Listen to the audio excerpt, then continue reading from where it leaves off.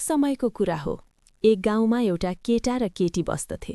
उनीहरू एकै ठाउँमा हुर्केका थिए र बाल्यकालदेखि सँगै पढ्थे।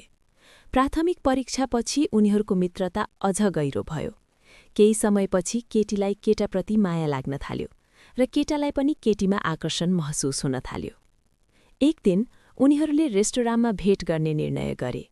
त्यहाँ बसेर कुरा गर्दै उनीहरूले भविष्यका योजना र विवाहको कुरा गर्न थाले। उनीहरूले आपसमा वाचा गरे कि जीवन सँगै बिताउनेछन्। तर विवाहपछि जीवनमा दुःख र चुनौतीहरू आइपरे। श्रीमानको रक्सी पिउने बानीले घरमा कहर ल्यायो। घरको बुहारीलाई शारीरिक हिंसा भोग्नु पर्यो। समय बित्दै जाँदा बुहारी गर्भवती भइन्। गर्भवती भएपछि पनि उनको जीवन अझ कठिन भयो। घरका काम सबै एक्लै गर्नु पर्यो। खाना पकाउने, खेतमा काम गर्ने, छोरालाई स्कुल पठाउने र गहिरो दुःख सहनु पर्यो। कसैले पनि उनको सहायता गरेन। अन्ततः उनले स्थानीय प्रहरीमा उजुरी दर्ता गरिन्।